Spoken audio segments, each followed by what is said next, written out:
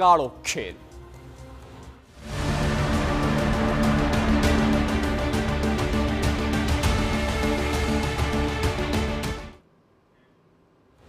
અમદાવાદમાં ફરી એકવાર લોકોના જીવ સાથે ચેડા કરનારાઓના કાળા ખેલનો પર્દાફાશ થયો। આ વખતે સફેદ ક્રીમના સહારે લોકોના ઘરે ઘરે નકલી ઘી પહોંચાડવાનો આ નકલીના સોદાગરનો પ્લાન હતો। ત્યારે કેવી રીતે લોકોના જીવના સોદાગરો આ નકલી ઘીને તમારા ઘર સુધી પહોંચાડતા હતા તે જુઓ આ રિપોર્ટમાં।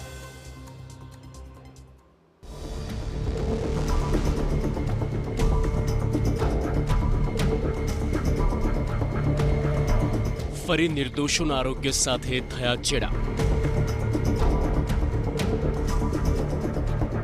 ઝડપાયો હજારો કિલો અખાદ્ય જથ્થો।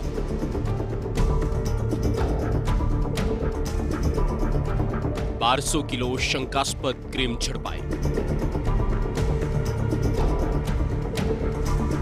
કેમ વારંવાર લોકોના જીવ મુકાઈ રહ્યા છે જોખમમાં?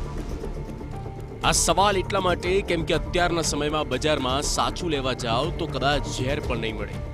અનેક વખત નકલી ઘી, નકલી મીઠાઈ, નકલી પનીરનો જથ્થો ઝડપાયો છે અને તે અટકવાનું નામ નથી લઈ રહ્યું। તમારા અને આપણા સ્વાસ્થ્ય સાથે સતત ચેડા થઈ રહ્યા છે। તેવામાં જુઓ આ દ્રશ્યો, જેમાં વખતે શંકાસ્પદ ક્રીમના જથ્થાનો પર્દાફાશ થયો।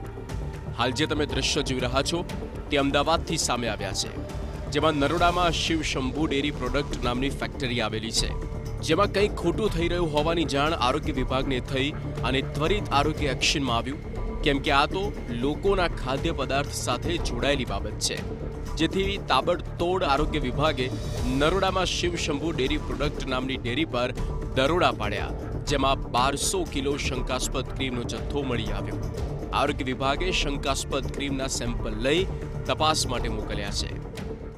અમદાવાદ મહાનગરપાલિકાના આરોગ્ય વિભાગ દ્વારા નરોડા વિસ્તારમાંથી ક્રીમ બનાવતી એક નકલી ફેક્ટરી ઝડપી પાડવામાં આવી છે કે જ્યાં નકલી ઘી તૈયાર કરવામાં આવતું હતું।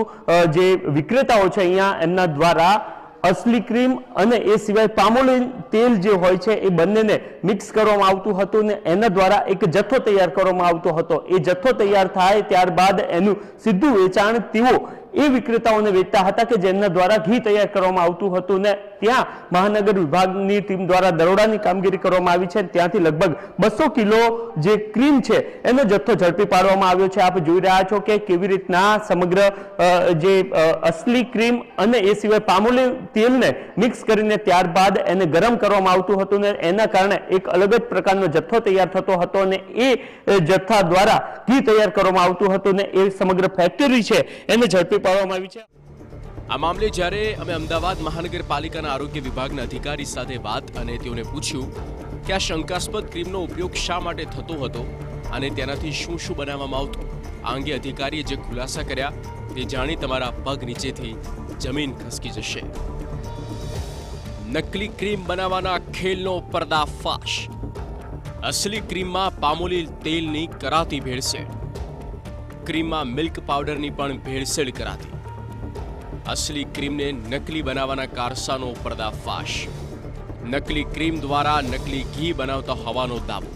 ઓરિજિનલ ક્રીમ લાવવામાં આવે, એની અંદર મિલ્ક પાવડર અને પામોલિન તેલ અને વનસ્પતિ મિક્સ કરેલા કેરબા છે એ અંદર મિક્સ કરવામાં આવે, વલોણાથી ફેરવી એકરસ કરી અને ગરમ કરી ઠંડુ પાડે અને આ રીતના કાર્ટૂન બનાવે 20-20 કિલોના અને ક્રીમ તૈયાર કરે। આ ક્રીમ ઘીવાળાને બધાને વેચતા હોય આ લોકો। એટલે કે જે લોકો ઘી બનાવે છે તે લોકો આ નકલી ક્રીમ ખરીદી નકલી ઘી બનાવતા હોવાનો પણ પર્દાફાશ થયો અને એમાંય નકલી ઘી તૈયાર કરી ગામડાની ભોળી પ્રજામાં વેચાતું હોવાનો દાવો કરવામાં આવ્યો। ખરેખર આ લોકો રૂપિયાની લાલચમાં લોકોના જીવને પણ નથી છોડતા। આ ઘટના પરથી સમજી શકાય છે જો આ નકલી ઘી લાંબા સમય સુધી આરોગાતું રહે તો તેનાથી શું થઈ શકે તે આરોગ્ય અધિકારીએ જણાવ્યું। એટલે શું છે કે આમાં વનસ્પતિના પામોલિન હોય એટલે વધારે પડતોનો ઉપયોગ થાય લાંબા ટાઈમ સુધી તો એમાં HDL કોલેસ્ટ્રોલ વધે, એના કારણે હાર્ટના રોગો થઈ શકે। તેવામાં આ મામલે ફેક્ટરી માલિક સાથે વાત કરતા તેમણે દાવો કર્યો કે આમાં તમામ ખાદ્ય વસ્તુઓ જ ઉમેરવામાં આવી છે।